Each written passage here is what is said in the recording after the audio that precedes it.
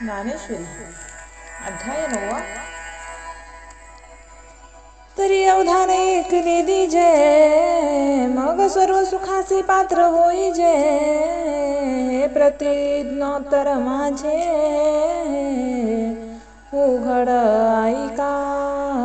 तरी श्रोते हो, माझ्या वचनाकडे तुम्ही पूर्ण लक्ष द्यावे, म्हणजे तुम्ही सर्व शाश्वत सुखाला प्राप्त व्हाल। ही माझी अंतःकरणापासून केलेली प्रतिज्ञा आपण ऐका। तरी पोणी न बोले हाजी, तुम्हा सर्वज्ञाची समाजी। द्यावे अवधान हे माझी, विनवणी सलगीची। परंतु तुमच्यासारख्या सर्व जाणकारांना सभेमध्ये हे अहंकाराने बोलत नाही, तर तुम्ही तत्वविचाराकडे लक्ष द्यावे, ही माझी लढीवाळपणाची प्रेमाची विनंती आहे। काजे लळयाचे लळे सरती, मनोरथाचे मनोरथ पुरती। तरी माहेर श्रीमंते होती तुम्हासी।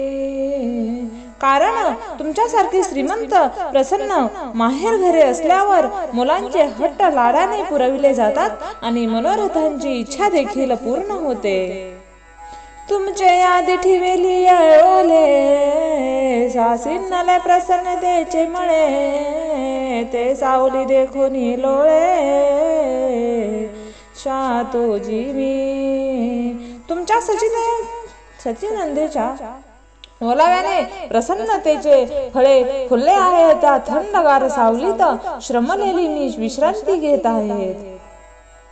प्रभू तुम्ही सुखामृताचे डोळे, म्हणून आम्ही आपुलीची स्वच्छ ओलावेला आहे। ते तई जरी सलगी करू बिये, तरी विनोके पा।